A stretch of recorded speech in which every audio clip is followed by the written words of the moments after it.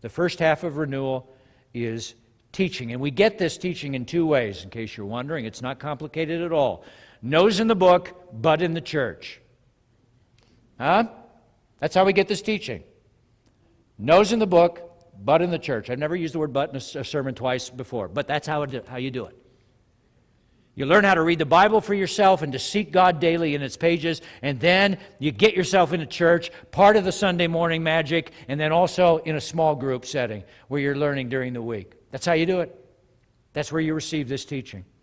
But, and a lot of Christians don't realize this, a lot of churches don't provide this, you need more than data to grow. A healthy church will also provide mentoring. And I want you to listen to this next point carefully, please, because this church is filled with potential mentors, but you are sitting on your gifts, most of you. To grow healthy, a person needs living examples of how these truths and skills that you're being taught, how they're lived out in day-to-day life. Typically, the average church does very good with the teaching part. You know, you want to know how to have a good marriage? We'll give you sermons, and we'll give you seminars, and we'll give you books about how to do it, and teach you classes. You want to know how to manage money? There's all kinds of things that a church can provide you for that. We can give you sermons, we can give you classes, we can give you books. There it is again. But what we don't do well is we don't connect that struggling couple with an older married couple who'd be able to take them out to dinner, take them under wing, begin to tell them stories, and encourage them. You're going to get through this. It's a mistake of the past generation of Christians in America. We believed that you could preach people into maturity, but that's not accurate. So the model used to be, and many of you remember this generation or so ago, that discipleship was being in church Sunday morning, Sunday night, and Wednesday night to hear 3 different sermons.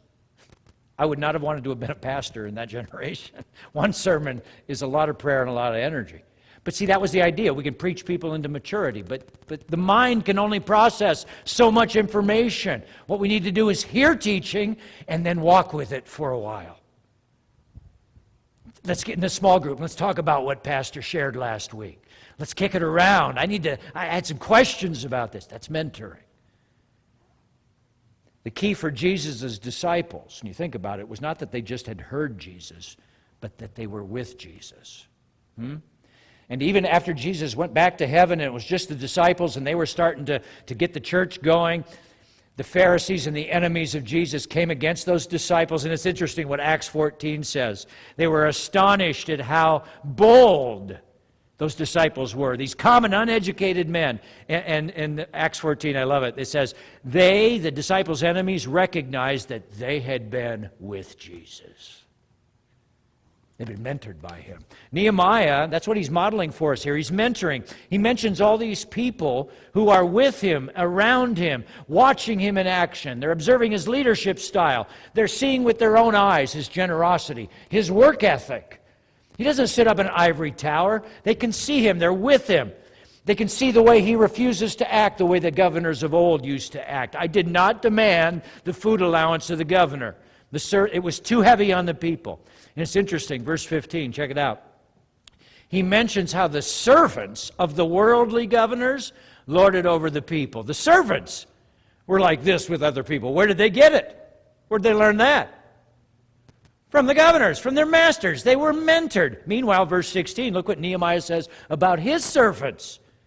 I also persevered in the work on this wall, and we acquired no land.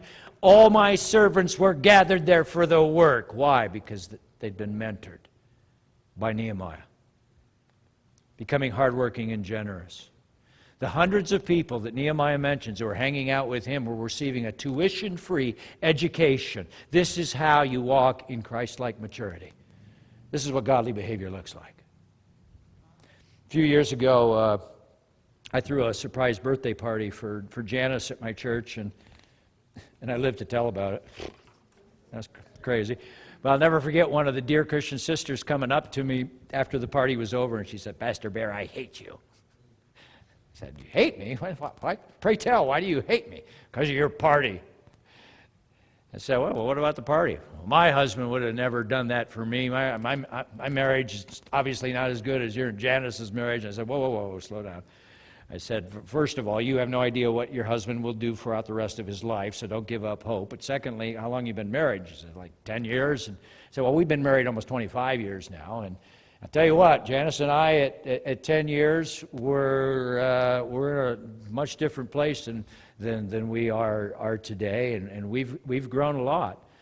And I'll tell you why it happened. We've had a lot of mentors and coaches and counselors who've come alongside us in all our years of marriage to keep us from killing each other. And I said, so hon, you just keep on keeping on. You keep seeking Jesus each day, then doing what he tells you to do. You surround yourself with older married couples and find yourself some mentors. And you keep growing, and one day soon you'll have people hating you too.